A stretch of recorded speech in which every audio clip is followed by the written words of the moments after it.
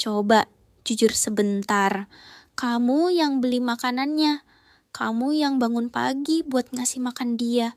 Kamu yang bersihin kotorannya setiap hari.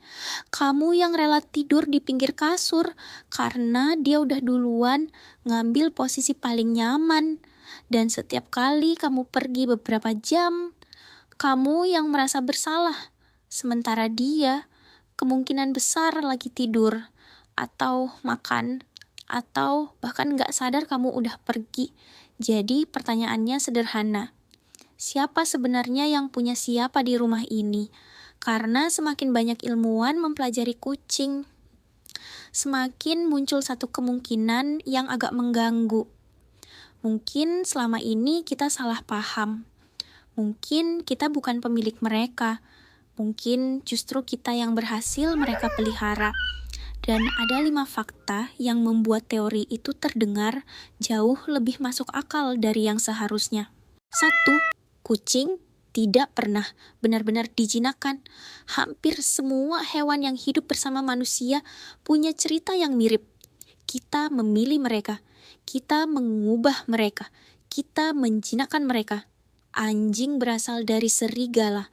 Selama ribuan tahun manusia memilih yang paling patuh, paling berguna, dan paling mudah bekerja sama. Kuda dilatih untuk membawa manusia. Sapi dan kambing dibesarkan untuk memenuhi kebutuhan manusia, tapi kucing, cerita mereka berbeda. Sekitar 10.000 tahun lalu, manusia mulai bercocok tanam. Lumbung gandum mulai bermunculan, dan seperti yang bisa ditebak, lumbung penuh gandum menarik tikus. Tikus menarik predator, yaitu kucing liar. Tapi yang menarik adalah manusia tidak pergi mencari kucing. Kucinglah yang datang. Mereka melihat sumber makanan yang melimpah. Mereka melihat tempat yang aman. Dan mereka memutuskan tinggal di dekat manusia. Tanpa diundang, tanpa diminta, tanpa dijinakkan. Bahkan sampai hari ini, DNA kucing rumahan hampir tidak berbeda jauh dari nenek moyang liarnya. Artinya, selama ribuan tahun, mereka hampir tidak berubah. Mereka tidak menyesuaikan diri dengan kita. Mereka hanya menemukan cara hidup berdampingan dengan kita. Dan itu membawa kita ke fakta berikutnya. 2. Mereka tidak menganggap kita sebagai pemimpin. Kalau kamu punya anjing, kamu mungkin pernah melihatnya mengikuti pemiliknya kemana-mana. Mencari perhatian, mencari arahan, mencari rasa aman. Kucing berbeda, sangat berbeda. Kucing bukan hewan kawanan.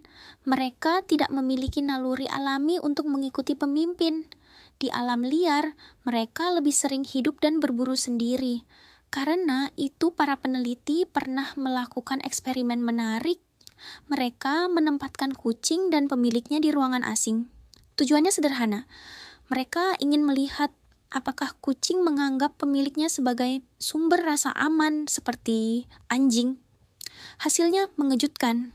Anjing terus kembali ke pemiliknya, mencari ketenangan, mencari perlindungan. Sementara kucing, mereka berjalan-jalan sendiri, menjelajahi ruangan, melakukan apa yang mereka inginkan. Kesimpulan para peneliti cukup jelas, kucing tidak terlalu bergantung pada manusia untuk merasa aman. Dan kalau dipikir-pikir, kita mungkin lebih membutuhkan mereka daripada mereka membutuhkan kita. 3. Mereka berhasil meretas otak manusia. Sekarang kita masuk ke bagian yang agak menyeramkan.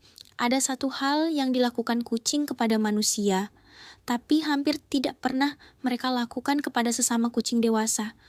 Mengeong. Di alam liar, kucing dewasa jarang mengeong satu sama lain. Suara itu biasanya digunakan anak kucing kepada induknya. Tapi saat berinteraksi dengan manusia, mereka terus melakukannya. Kenapa? Karena mereka menemukan sesuatu. Suara tertentu membuat manusia bereaksi. Beberapa penelitian menunjukkan bahwa suara mengeong kucing memiliki karakteristik yang mirip dengan tangisan bayi manusia. Dan otak manusia dirancang untuk merespons suara seperti itu. kita sulit mengabaikannya. Maka setiap kali kucingmu berdiri di depan mangkuk makanannya sambil mengeyong, dia mungkin sedang menggunakan salah satu alat paling efektif yang pernah dia miliki. Dan yang lebih lucu, alat itu hampir selalu berhasil. 4. Mereka sedang mengobati kita. Kita semua tahu suara dengkuran kucing, suara yang muncul saat mereka rebahan dengan nyaman. Tapi ternyata dengkuran lebih rumit dari yang kita kira. Kucing tidak hanya mendengkur saat bahagia, mereka juga mendengkur saat terluka, saat sakit, saat melahirkan. Bahkan dalam kondisi yang sangat berat, para ilmuwan menemukan bahwa frekuensi dengkuran kucing berada di rentang yang sering digunakan dalam terapi pemulihan jaringan dan tulang. Artinya, kemungkinan besar dengkuran membantu tubuh mereka memperbaiki diri. Tapi ada efek samping yang menarik. Kalau seekor kucing mendengkur di pangkuanmu, kamu ikut merasakan getarannya. Dan penelitian menunjukkan bahwa pemilik kucing cenderung memiliki tingkat stres yang lebih rendah, tekanan darah yang lebih stabil, dan risiko penyakit jantung yang lebih rendah. Jadi selama ini mungkin mereka bukan cuma hewan peliharaan. Mungkin mereka juga terapis berbulu yang tidak pernah mengirim tagihan. Jadi setelah semua fakta tadi, mari lihat situasinya sekali lagi. 10.000 tahun lalu, seekor kucing liar melihat manusia. Dia melihat makanan. Dia melihat tempat yang aman. Dia melihat peluang.